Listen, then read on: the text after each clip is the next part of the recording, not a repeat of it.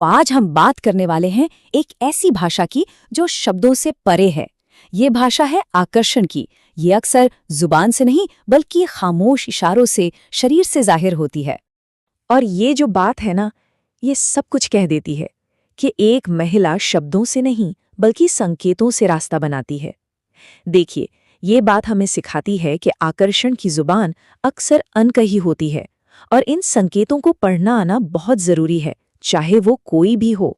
तो ये सब शुरू कैसे होता है? जब किसी के मन में आकर्षण पैदा होता है ना, तो अंदर एक अजीब सी कश्मकश, एक कह सकते हैं खामोश तूफान शुरू हो जाता है। और यही तूफान अनजाने में हमारे हाव भाव के जरिए बाहर आता है। एक बात समझनी होगी, ये हरकतें कोई आम बात नहीं है। ये हमारे अवचेतन मन की, मतलब हमारे सबकॉन्शियस माइंड की भाषा है। मजे की बात तो ये है कि जो इंसान ये संकेत दे रहा होता है ना, उसे खुद भी नहीं पता होता कि वो ऐसा क्यों कर रहा है। ये तो बस शरीर का दिमाग से पहले बोल पड़ने का एक तरीका है। तो चलिए अब उन 4 सबसे खास और रिवीलिंग संकेतों को समझते हैं जो इस भीतरी हलचल को सबके सामने ले आते हैं। तो जो पहला सिग्नल है वो शायद सबसे कॉमन है और सबसे आसानी से पकड़ में भी आ जाता है। ये अक्सर बिना सोचे समझे होता है और सीधा सीधा हमारी साइकोलॉजी से जुड़ा। कभी इस बात पर ध्यान दीजिए कि क्या कोई बात करते करते अनजाने में अपने बालों से खेल रहा है। मनोवैज्ञानिक इसे एक बहुत बड़ा इंडिकेटर मानते हैं, जिसे ग्रूमिंग बिहेवियर कहा जाता है। तो ये जो हरकतें हैं, जैसे बालों की लट को उंगलियों में घुमाना या फिर बालों को कान के पीछे करना, ये सिर्फ आदत नहीं है। नहीं, ये एक तरह का सबकॉन्शियस ग्रूमिंग बिहेवियर है।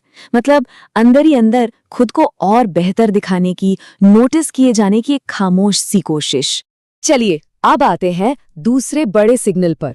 ये भी हमारी अंदर की बेचैनी और ध्यान खींचने की इच्छा से ही जुड़ा है। कभी ध्यान दिया है कि कोई अपने कपड़ों को बार बार ठीक कर रहा हो? ये छोटे छोटे बदलाव भी एक बहुत बड़ा संकेत है। ये उस बेचैनी को दिखाते हैं जो आकर्षण की वजह से पैदा होती है, एक तरह की नर्वस एनर्जी। सोचिए, जैसे अपनी स्लीव्स को बार बार सीधा करना, कपड़ों की सिलवटें ठीक करना या फिर दुपट्टे को संभालना। ये सब कुछ बस दूसरे इंसान के सामने बेहतर दिखने की चाहत के बारे में है। ये एक ऐसी बड़ी हुई जागरूकता है जो आमतौर पर नहीं होती। और अब तीसरा संकेत, जो और भी बारीक है लेकिन शायद सबसे ज्यादा सच्चा होता है। ये सिग्नल आंखों का है। और कहते हैं ना, आंखें कभी झूठ नहीं बोलती। ये शायद सबसे खामोश लेकिन सबसे ईमानदार इशारा हो सकता है। ये वो पल है जब आंखें किसी के चेहरे पर, होंठों पर या आंखों में बस टिक जाती हैं।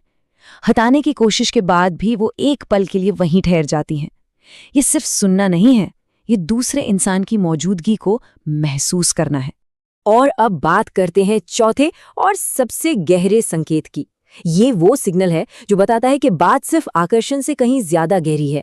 इसे कहते हैं मिररिंग, मतलब आईने की तरह नकल करना। ये एक बहुत ही पावरफुल चीज है जब कोई अनजाने में दूसरे की हरकतों को कॉपी करने लगता है। दरअसल हमारे दिमाग में मिरर न्यूरॉन्स होते हैं जो हमें दूसरों से कनेक्ट करने में मदद करते हैं। जैसे कि सामने वाला जिस तरह बैठा है वैसे ही बैठ जाना, या उसी तरह से मुस्कुराना, या फिर हाथों के इशारों की नकल करना। ये एक बहुत गहरे कनेक्शन और एनर्जी के तालमेल को दिखाता है, मानो दोनों एक ही वेवलेंथ पर आ गए हों। तो ये 4 सिग्नल तो हमने देख लिए, पर सवाल ये उठता है कि आखिर हमारा शरीर ऐसा करता क्यों है? क्या है इसके पीछे की साइकोलॉजी? चलिए इसे थोड़ा और समझते हैं। तो मिररिंग है क्या असल में? सीधे शब्दों में कहें तो ये बिना सोचे समझे किसी के हाव भाव या बात करने के तरीके की नकल करना है। और ये इस बात का पक्का सबूत है कि 2 लोग एक ही वेवलेंथ पर हैं, एक दूसरे के साथ कंफर्टेबल महसूस कर रहे हैं। आखिर में ये सारे संकेत, चाहे वो बालों से खेलना हो या किसी की नकल करना, ये सब एक ही चीज की तरफ इशारा करते हैं, एक सुरक्षित और स्थिर एनर्जी की तलाश। हम उस इंसान की तरफ खिंचते हैं जिसके साथ हम खामोशी में भी घर जैसा महसूस कर सकें।